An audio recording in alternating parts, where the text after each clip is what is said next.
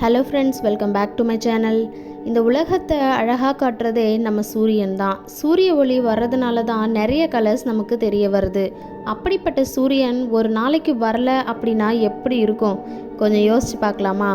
அதாவது நம்ம சோலார் சிஸ்டம்லேருந்து திடீர்னு காணாமல் போயிடுச்சு அப்படின்னா என்ன நடக்கும்னு என்னைக்காவது நம்ம யோசித்து பார்த்துருப்போமா? வாங்க பார்க்கலாம். சூரியன் தான் நம்ம சோலார் சிஸ்டம்லேயே தெரியக்கூடிய ஒரு பெரிய ஸ்டாராக இருக்குது. சூரியனில் இருந்து தான் மற்ற எல்லா கோள்களுக்கும், முக்கியமாக பூமிக்கு லைட்டையும் எனர்ஜியும் கொடுக்குது. ஒரு வேளை நீங்கள் இன்றைக்கி நைட்டு தூங்கிடுறீங்க, நாளைக்கு எந்திரிக்கும் போது சூரியன் வரவே இல்லைன்னா என்ன நடக்கும்?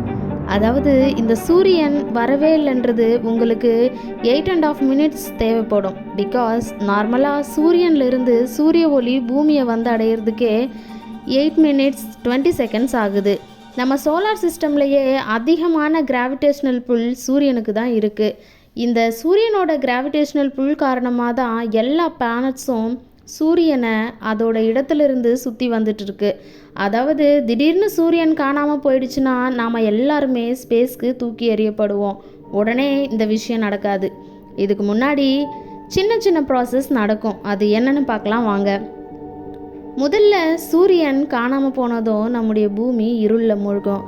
அடுத்தது சூரியனோட கிராவிடேஷ்னல் புல் இல்லாத காரணத்தினால நம்முடைய பூமி ஸ்பேஸ்க்குள்ளே போக ஆரம்பிக்கும். நம்மக்கிட்ட இருக்கிறது நம்மளோட எலக்ட்ரிசிட்டி மட்டும்தான் நமக்கு இருக்க ஒரே ஒரு வெளிச்சமாக இருக்கும். நம்முடைய மூணும் நம்மளை விட்டு ரொம்ப தூரத்துக்கு போயிடும். நம்ம பூமியிலிருந்து ஸ்டார்ஸை மட்டும்தான் நம்மளால் பார்க்க முடியும்.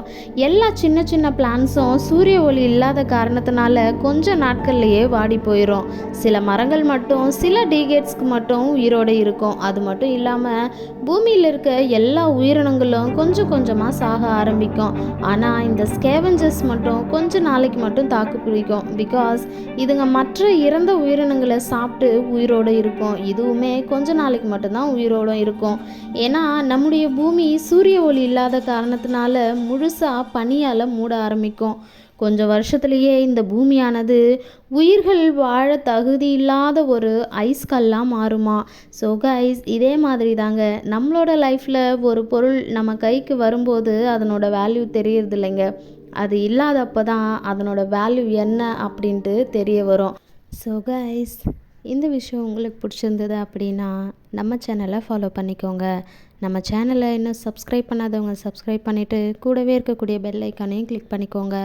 அப்போ தான் நான் போடக்கூடிய இன்ட்ரெஸ்டிங்கான வீடியோஸோட நோட்டிஃபிகேஷன் உங்களுக்கு வரும். தேங்க்யூ ஃபார் வாட்சிங்.